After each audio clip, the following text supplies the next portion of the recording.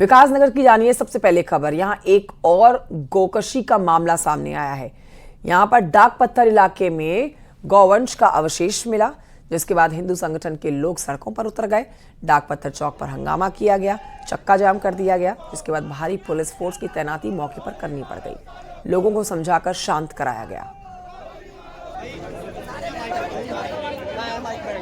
तो ये यहाँ संगठन मौजूद थे, इनको भी हमारे द्वारा यही बताया गया कि हम लोग लगातार इस पर कार्रवाई कर रहे हैं। हमने ऐसे व्यक्ति चिन्हित भी करे हैं और पुराने रिकॉर्ड्स भी खंगाले हैं कि कोई कौन कौन गौकवशी में यहाँ शामिल व्यक्ति हैं जो यहाँ रहते हैं और गौकवशी में शामिल रहते हैं, तो उनके खिलाफ भी हम आगे प्रिवेंटिव कार्रवाई भी करते रहेंगे। देखिए, हमने परसों भी समझाने का यही प्रयास किया था कि ये जैसी भी घटनाएं हो रही हैं जो इनको प्रथम दृष्टया देखा जाए तो सांप्रदायिक सौहार्द को बिगाड़ने का प्रयास कहीं ना कहीं लग रहा है, ऐसा हमें लग रहा है कि किया जा रहा है। उधर मंगलवार को धामी सरकार ने 20 दायित्वधारियों की लिस्ट जारी की थी। अब खबर ये आ रही है कि जल्द ही करीब 18 नामों वाली एक और लिस्ट जारी हो सकती है।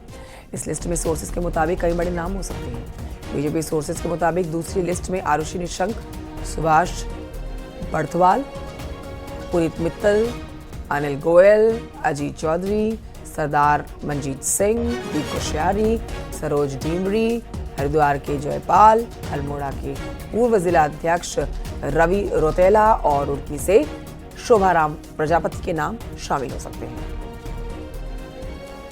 करता हूं कि निकट भविष्य में यथाशीघ्र कुछ और भी वरिष्ठ लोग हैं और कई पद भी अभी आयोगों में, निगमों में, बोर्डों में अभी रिक्त हैं, उस पर भी यथाशीघ्र माननीय मुख्यमंत्री जी द्वारा नियुक्ति होगी। उसमें विचार विमर्श और परामर्श उसमें चल रहा है। उत्तराखंड में बीजेपी और धामी सरकार के लिए अप्रैल का महीना बेहद महत्वपूर्ण होने जा रहा है, क्योंकि इसी महीने राष्ट्रीय अध्यक्ष का चुनाव होना है। अध्यक्ष कौन होगा, इसके समीकरणों का असर राज्य की राजनीति में भी पड़ सकता है। रिपोर्ट देखिए। उत्तराखंड के बीजेपी नेता आजकल दिल्ली की तरफ टकटकी लगाकर बैठे हैं। अगले गुरुवार को दिल्ली में प्रदेश अध्यक्षों की मीटिंग होगी। माना जा रहा है कि दिल्ली मीटिंग से पहले उत्तराखंड में बीजेपी की कमान किसको मिलेगी, इसका फैसला हो सकता है। पार्टी कॉरिडोर्स में नए केंद्रीय बीजेपी अध्यक्ष के तौर पर भी कई नामों की चर्चा है, जिनमें उत्तराखंड के प्रभारी रहे प्रहलाद जोशी और बीजेपी के पूर्व अध्यक्ष राजनाथ सिंह का नाम भी शामिल है। पार्टी के अगले केंद्रीय और प्रादेशिक अध्यक्ष की नियुक्ति के बाद पुष्कर सिंह धामी सरकार के मंत्रिमंडल में भी बदलाव देखने की संभावना बहुत ज्यादा है और इसको लेकर विधायक भी उत्साहित हैं। तो हमारा जो राष्ट्रीय अध्यक्ष का चुनाव है और चुनाव के पश्चात राष्ट्रीय कार्य परिषद होनी है, तो लगभग ऐसा समझ में आ रहा है कि 20 के आसपास हम राष्ट्रीय परिषद में जाएंगे। तो उससे पहले हम राष्ट्रीय अध्यक्ष, हमारे यहाँ राष्ट्रीय अध्यक्ष का चुनाव हो जाएगा और उससे पहले हमारे जो 6 स्टेट बचे हैं अभी, तो इनका चुनाव होगा। और बहुत स्वाभाविक है कि हर 3 साल में हम संगठन को नए सिरे से गढ़ते हैं, इसीलिए हमने को संगठन पर्व बोला, हम पर्व के रूप में उसको लेते हैं। तो नीचे से ले ऊपर तक संगठन नया स्वरूप लेता है, नए लोगों को दायित्व मिलते हैं, पुराने लोगों के दायित्व बदलते हैं। तो ये अपने आप में एक बहुत बड़ा ओवरऑलिंग है संगठन की दृष्टि से। और उत्तराखंड में बीते कुछ महीनों से कैबिनेट विस्तार की चर्चा तेज है। पार्टी नेता कहते हैं कि दिल्ली की तरफ जो इशारा मिलेगा वही होगा। इस बीच संगठन में ताजी हवा का झोंका आने तक फिलहाल विधायकों के पास इंतजार करने के अलावा दूसरा चारा नहीं है। सुनील नवप्रभात, न्यूज़ 18 देहरादून। नैनीताल शहर को जाम से बचाने के लिए प्रशासन नए प्लान पर काम कर रही है।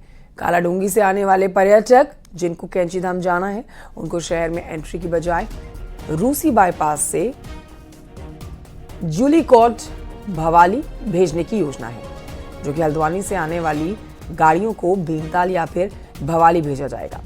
वहीं नैनीताल शहर में उन्हीं गाड़ियों को अब एंट्री दी जाएगी जिनकी होटल में बुकिंग होगी। कैंचीधाम दर्शन के लिए आने वाले श्रद्धालुओं को बाहर से ही रूट दिया जाएगा, ताकि जाम से पर्यटकों को परेशानी ना हो।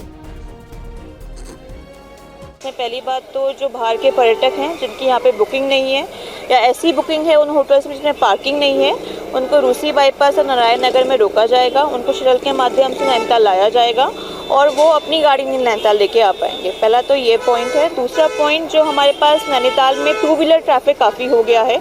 टू व्हीलर बाहर के लोग भी और यहाँ पे भी रेंटल बाइक के माध्यम से अधिक टू व्हीलर्स यहाँ पे आते हैं और नैनीताल में जाम की स्थिति भी पैदा होती है। तो उसके संबंध में हमारे द्वारा 3 नई पार्किंग चिन्हित की गई हैं। इसके अलावा जो 4 व्हीलर का लोकल पार्किंग है, उसके संबंध में हमारे द्वारा 2-3 नई पार्किंग चिन्हित की गई है। वहाँ पे हम 4 व्हीकल ट्रैफिक जो होता है उसको वहाँ पे डाइवर्ट करेंगे। वीरेंद्र बिष्ट नैनीताल से हमारे साथ जानकारी के साथ लाइव इस समय मौजूद हैं। सीधे रुख करेंगे उनकी तरफ। वीरेंद्र, ये एक अच्छी तैयारी आप कह सकते हैं कि अब उन्हीं गाड़ियों को एंट्री दी जाएगी जिनकी होटल्स में बुकिंग होगी, क्योंकि जाम या फिर जो पार्किंग की समस्या यहाँ की है वो सबसे ज्यादा बड़ी समस्या है, जिससे हर वो शख्स परेशानी झेलता है जो यहाँ पर घूमने के लिए आया होता है। तो किस तरह से इस योजना को बनाया गया है, कैसी योजना काम करेगी, इस पर विस्तृत जानकारी दें।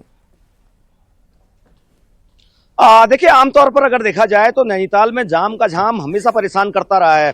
पर्यटन सीजन लगभग शुरू हो गया है तो ये दिक्कतें आमतौर पर शुरुआती चरण में भी आने लगी हैं और पार्किंग एक बड़ी समस्या बन रही है। हालांकि इसको लेके कई बार जो रिसर्च हुए हैं, शोध किए हैं, तो उनमें ये पता चला है कि जो कालाढूंगी से शहर में एंटर करके कैंची धाम जो गाड़ियां जाती हैं वो खास तौर पर जाम उन गाड़ियों की वजह से भी लग रहा है। तो उसको लेके प्लानिंग ये कर दी गई है कि जो रूसी बाईपास से जूलीकोट होते हुए सीधे उन गाड़ियों को भवाली निकालने की योजना है और जिन गाड़ियों को हल्द्वानी से आना है उनको वाया भीमताल या भवाली होते हुए सीधे कैंची धाम भेजने की योजना है।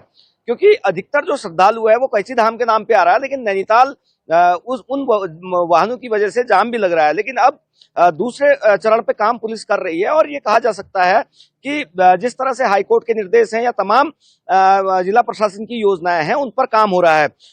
एक गौर करने वाली बात यह है कि कल उत्तराखंड हाईकोर्ट में याचिकाएं कुछ मेंशन हुई थी और उसके बाद आज उन मामलों पर सुनवाई होनी है। उनमें भी चीफ जस्टिस ने क्वेरी की है कि आखिरकार जो नैनीताल की कैपेसिटी है वो कितनी है, किस तरह से जो जाम से बचाने के इंतजाम है वो किए जा रहे हैं और इसके अलावा जो 2017 के बाद के वाहन हैं उनको अभी तक सड़कों से क्यों नहीं हटाए गए हैं। आज जिला प्रशासन को उस मामले पर भी जवाब देना है और ये भी बताना है कि जो शहर की कैपेसिटी है वो कितनी है, कितने लोग यहाँ आ सकते हैं, कितनी पार्किंग क्षमता है। तो इन सारी चीजों को लेके जिला प्रशासन काम कर रहा है और जो नैनीताल आने वाले खासतौर से पर्यटक हैं उनके लिए भी योजना तैयार की गई है। अगर जिन होटलों में पार्किंग है उनके वाहनों को ही नैनीताल में एंट्री दी जाएगी और इसके अलावा जो रूसी बाईपास है या नारायण नगर है वहां पर पिछले साल की तरह ही इंतजाम किए गए हैं, तो वहां पर भी उन वाहनों को रोकने की योजना बनाई गई है। जी ठीक है, बहुत शुक्रिया आपका जानकारी के लिए वीरेंद्र बिष्ट। चारधाम यात्रा की बात करते हैं जिसकी तैयारी जोरों से चल रही है। प्रशासन की टीम ने बद्रीनाथ का जायजा भी लिया है। बद्रीनाथ धाम में बिजली, पानी, शौचालय की व्यवस्था पूरी तरह से चल रही है, ठीक है या फिर नहीं, इसकी जानकारी जुटाई गई है। निर्देश इसके दिए गए थे डीएम के अधिकारियों के द्वारा। अब बद्रीनाथ धाम ने चारों तरफ अभी भी बर्फ जो जमा है उसको हटाने का काम भी जारी है। बर्फ को काटकर सड़कों को खोला गया है। यात्रा शुरू होने तक सभी व्यवस्थाएं ठीक करने का दावा प्रशासन कर रहा है। न्यूज़ 18 की टीम ने बद्रीनाथ में तैयारियों का जायजा लिया है। के कपाट खुलने में अब 1 माह से कम का समय रह गया है। ऐसे में प्रशासन की टीम बद्रीनाथ धाम पहुंच चुकी है और न्यूज़ 18 भी बद्रीनाथ धाम पहुंच चुका है। कपाट बंद होने के बाद न्यूज़ 18 पहली बार बद्रीनाथ धाम पहुंचा है और आप देखिए किस तरीके से बद्रीनाथ धाम में पल पल मौसम बदल रहा है और पहाड़ों पर आप अभी भी बर्फ देख सकते हैं और बद्रीपुरी के आसपास का जो इलाका है उसमें भी आप को हल्की बर्फ यहाँ पे गिरी हुई दिखाई दे रही है। जिस तरीके से बद्रीनाथ धाम में मास्टर प्लान का कार्य भी चल रहा है और इस बीच यात्रा भी शुरू होनी है, तो उसके मद्देनजर उत्तराखंड के मुख्यमंत्री पुष्कर सिंह धामी ने अधिकारियों को सख्त निर्देश दिए हैं कि यात्रा से पहले सभी व्यवस्थाओं को ठीक किया जाए। ऐसे में प्रशासन की टीम बद्रीनाथ धाम पहुंची है और यात्रा व्यवस्थाओं का जायजा ले रही है। नितिन सेमान, न्यूज़ 18 बद्रीनाथ धाम। केदारनाथ धाम में मोबाइल फोन बैन किए जाने के फैसले पर सरकार के मंत्रियों में भी एक राय नहीं बन पाई है।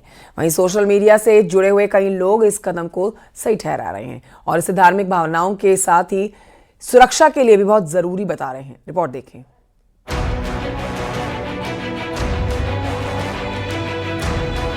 हर साल लाखों श्रद्धालु बाबा केदारनाथ धाम पहुंचते हैं, लेकिन हाल के सालों में सोशल मीडिया इन्फ्लुएंसरों की बढ़ती संख्या ने मंदिर परिसर की गरिमा पर सवाल खड़े कर दिए।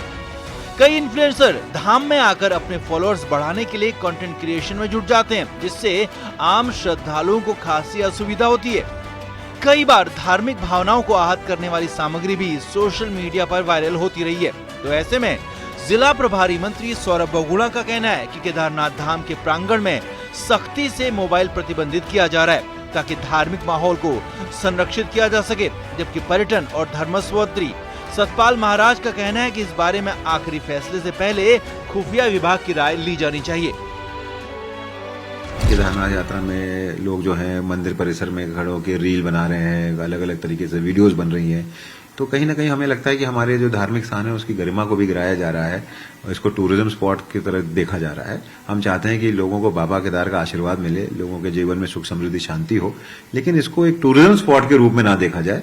तो इस बार फोन जो है वो एक लिमिट के अंदर बैन किए गए हैं मंदिर परिसर के पास। कुछ तीर्थ पुरोहितों की हमारे पास रिक्वेस्ट आई है, थ्रू कमिश्नर आई है कि यहाँ पर जो है कोई भी मोबाइल फिल्मिंग ना हो और यहाँ प्रतिबंधित क्षेत्र किया जाए, जिससे कि मोबाइल का उपयोग ना किया जा सके। तो उस पर हम विचार कर रहे हैं, वो हमारे पास इनपुट मिल जाएगा और हम उसमें निश्चित रूप में होम की भी इंटेलिजेंस को लेकर के उसमें निर्णय लेंगे। दूसरी तरफ केदारनाथ धाम में मोबाइल बैन किए जाने के फैसले को कई सोशल मीडिया इन्फ्लुएंसर भी सही ठहरा रहे हैं। तो मुझे लगता है काफी बढ़िया निर्णय है सरकार का कि इस सीजन, इस टाइम पे जब कपाट खुलेंगे तो केदारनाथ मंदिर परिसर में मोबाइल बैन करना एक बहुत अच्छा निर्णय है, क्योंकि हमने पिछले कुछ वर्षों में काफी कुछ देखा। मोबाइल प्रतिबंध पर सरकार के भीतर मतभेद हैं, लेकिन सोशल मीडिया पर इसे समर्थन मिल रहा है। अब ये देखना होगा कि सरकार इस फैसले को लागू करती है या फिर इसमें कोई बदलाव किया जाता है। देहरादून से न्यूज़ 18 के लिए सत्येंद्र बर्तवाल की रिपोर्ट।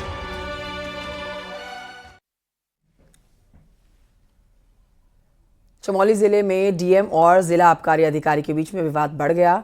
जिला आबकारी अधिकारी दुर्गेश्वर त्रिपाठी ने डीएम संदीप तिवारी पर गाली गलौज करने का आरोप लगाते हुए मुख्यमंत्री को लेटर भेजा। आबकारी अधिकारी का कहना है कि डीएम से परेशान आकर उन्होंने प्रमुख सचिव को ट्रांसफर के लिए भी लिखा था ये पत्र, लेकिन कुछ नहीं हुआ। 31 मार्च को फिर से ऐसा हुआ। वहीं डीएम के रवैये के खिलाफ आबकारी विभाग के इंस्पेक्टर और अफसर एक हो गए और पूरे प्रदेश के आबकारी इंस्पेक्टर ने विरोध के लिए देहरादून आने की परमिशन मांगी है। वही खबर अब ये भी है कि आज आबकारी विभाग के अफसर भी मुख्य सचिव और मुख्यमंत्री से इसको लेकर मुलाकात कर सकते हैं।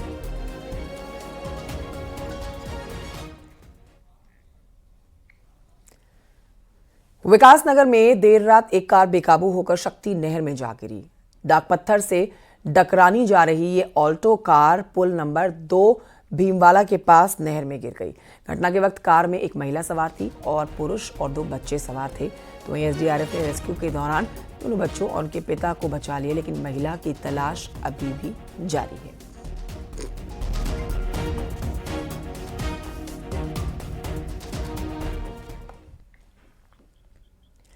खबर रुड़की से, जहां पर एक बड़ा हादसा चल गया। यहां पर चलती बस में ड्राइवर को मिर्गी का दौरा पड़ा और बस बेकाबू होकर क्लिनिक की दीवार से टकरा गई। क्लिनिक के अंदर मौजूद लोगों ने भागकर अपनी जान बचाई। बस हादसे में ड्राइवर घायल हुआ। 10 लोग सुरक्षित बताए गए हैं जो बस में सवार थे, लेकिन ड्राइवर को चोटें आई हैं जिन्हें अस्पताल में भर्ती कराया गया है। ड्राइवर को मिर्गी का दौरा हो गया। पीछे चल रहा था। पिथौरागढ़ में नैनी पातल के जंगल में आग लग गई। यहां पर आग की सूचना मिलने पर वन विभाग और सूचना की मिलते ही पुलिस की टीम भी फायर सर्विस यूनिट के साथ मौके पर पहुंचती है। आग पर काबू पाया गया। बीते कुछ दिनों से पहाड़ों में लगातार पारा चढ़ा हुआ है। ऐसे में कई इलाकों में जंगलों में आग धधकने लगी है। जंगलों में धधकी आग की घटनाओं को देखते हुए वन विभाग अलर्ट मोड पर आ गया है।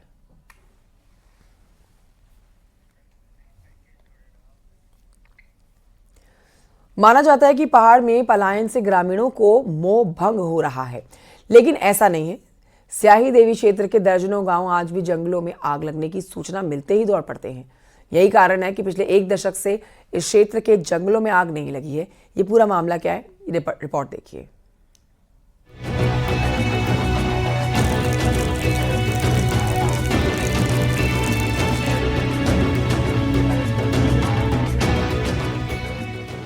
अल्मोड़ा जिले के स्याही देवी क्षेत्र के जंगल पिछले 1 दशक से सुरक्षित हैं। जहां कोई वृक्षारोपण नहीं हुआ, फिर भी जंगल घने हैं।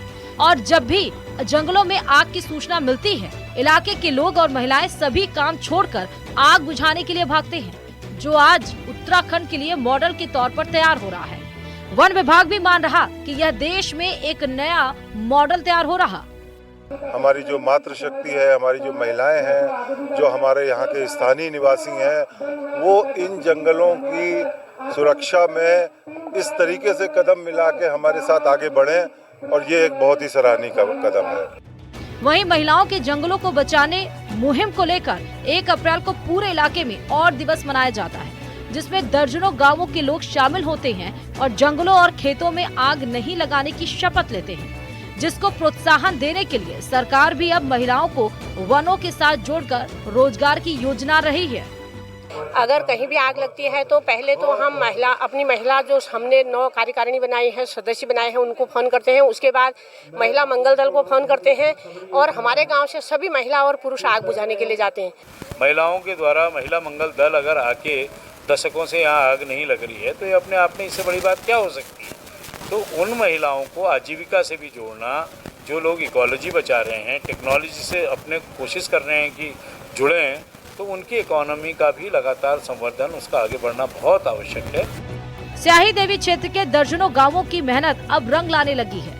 ग्रामीणों, महिलाओं ने पिछले 1 दशक से जंगलों को आग से बचाया है, जो आज पूरे पहाड़ी क्षेत्रों के लिए मॉडल बन रहा है। न्यूज़ 18 के लिए अल्मोड़ा से किशन जोशी की रिपोर्ट।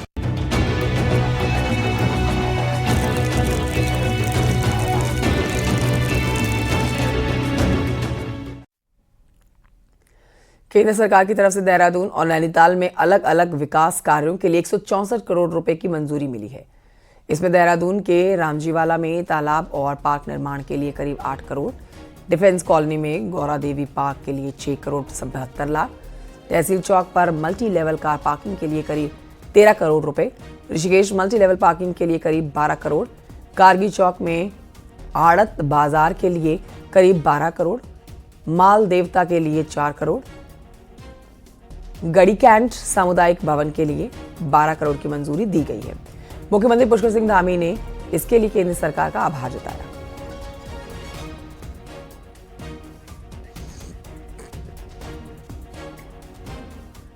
उधर उत्तराखंड में 15 जगहों के नाम बदलने को लेकर राजनीति गरमाई हुई है। नेता प्रतिपक्ष यशपाल आर्य ने सरकार के फैसले का विरोध किया और सरकार के फैसले को ध्यान भटकाने वाला बताया।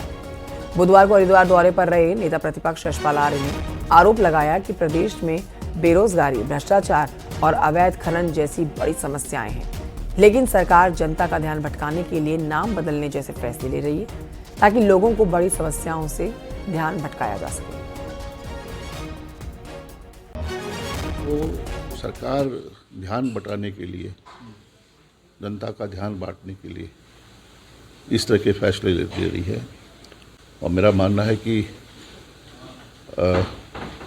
नाम बदलने के बजाय अगर उन्होंने अपने उपलब्धियों का बखान किया होता, 3 साल की उपलब्धियां।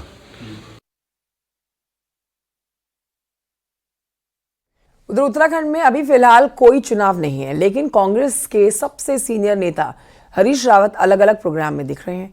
तो आखिर इस एक्टिविटी के मायने क्या हैं और ऐसा करके हरीश रावत कहां मैसेज देना चाह रहे हैं, रिपोर्ट देखिए।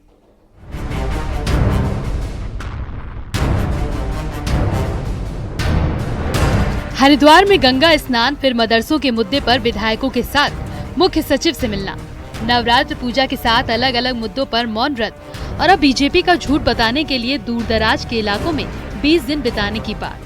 ये सब उत्तराखंड में कांग्रेस के एकमात्र पूर्व मुख्यमंत्री हरीश रावत कर रहे हैं। अभी कोई चुनाव नजदीक नहीं है, तो आखिर 76 साल की उम्र में हरीश रावत एक्टिव दिखकर किसे और क्या संदेश देना चाहते हैं। राजनीति में बिना मतलब कुछ नहीं होता। ऐसे में हरीश रावत के एक्टिव होने का मैसेज उत्तराखंड के नेताओं के लिए है या फिर राष्ट्रीय नेतृत्व को संदेश है कि अभी उनमें दम है। कांग्रेस को ताकत देना, माने क्यों नहीं निकाले जाए, कांग्रेस को शक्ति मिले, कांग्रेस वो हो, मैं उसके लिए और साथ साथ मैं और मुझसे जो अपेक्षाकृत जवान हैं, मैं उनसे कह रहा हूं, जब मैं इस उम्र में 76 की उम्र में जो है इतना कर। 2027 में कांग्रेस को क्या हासिल होगा ये तो वक्त बताएगा, लेकिन कई सीटों पर मजबूत उम्मीदवारों के लिए परेशान कांग्रेस के युवा नेता क्या हरीश रावत की सलाह मानेंगे? 2022 के बाद कई विधानसभा सीटें ऐसी हैं जहां अभी उम्मीदवार तो दूर दावेदार तक नजर नहीं आ रहे। ऐसे में हरीश रावत के अनुभव वाले मंत्र को दूसरे नेताओं और कार्यकर्ताओं का साथ मिलेगा। मैं पूरी कोशिश कर रही हूँ एज ए महिला कांग्रेस की प्रदेश अध्यक्ष होने के नाते कि हम लोग हर मुद्दे पे लड़ाई लड़ें और अपने संगठन को 2027 के चुनाव को लेकर मजबूत करें।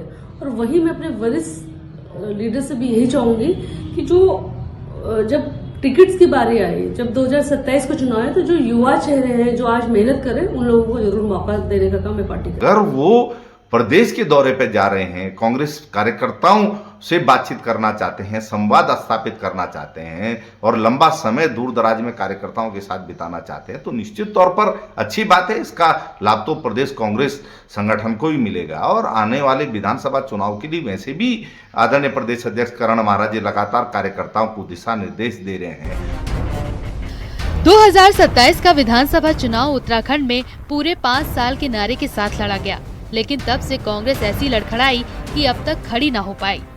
साथ ही हाईकमान का इंटरेस्ट भी उत्तराखंड में कम ही दिखा। ऐसे में एक्टिव रहकर कमजोर कांग्रेस को मजबूत करने का जो संदेश हरीश रावत दे रहे हैं, उस संदेश के दिल्ली से लेकर उत्तराखंड के कांग्रेस नेता शायद ज्यादा बेहतर समझ सके, क्योंकि बात कांग्रेस की कमजोर हालत की है। दीपांकर भट्ट, न्यूज 18 देहरादून। रामनगर में कॉर्बेट नेशनल पार्क घूमने का सफर अब और महंगा हो गया है। यहाँ डे विजिट के साथ ही नाइट स्टे के लिए जिप्सी के रेट्स बढ़ा दिए गए हैं। डे विजिट में ये रेट 200 रुपये प्रति फेरे बढ़ाए गए हैं, जबकि नाइट स्टे में ये बढ़ोतरी 1250 रुपये कर दी गई है। कॉर्बेट प्रशासन की माने तो लंबे समय से पार्क में चलने वाली जिप्सी के रेट नहीं बढ़ाए गए थे और जिप्सी मालिक इनके रेट बढ़ाने की मांग कर रहे थे। में 2021 के सब में रेट बढ़ाए गए थे। अभी सीपीआई कंज्यूमर प्राइस इंडेक्स के हिसाब से रेट बढ़ाए गए हैं। लगभग 200 से 300 रुपए हर कैटेगरी में बढ़ाए गए हैं, जिसमें कि दैनिक विजिट भी है और जो नाइट स्टे है उसमें 1 रात्रि 2 रात्रि और 3 रात्रि के नाइट स्टे किए जाते हैं, उनमें भी रेट्स बढ़ाए गए हैं। यहाँ बिजरानी में 2500 उसका कॉस्ट था दैनिक भ्रमण का, उसको 2700 किया गया है और छिन्ना ढेला दुर्गा देवी ये 2800 रुपये प्रति चक्कर चार्ज किया जाता था। इसको बढ़ाकर 3000 रुपये किया गया है दैनिक भ्रमण के लिए।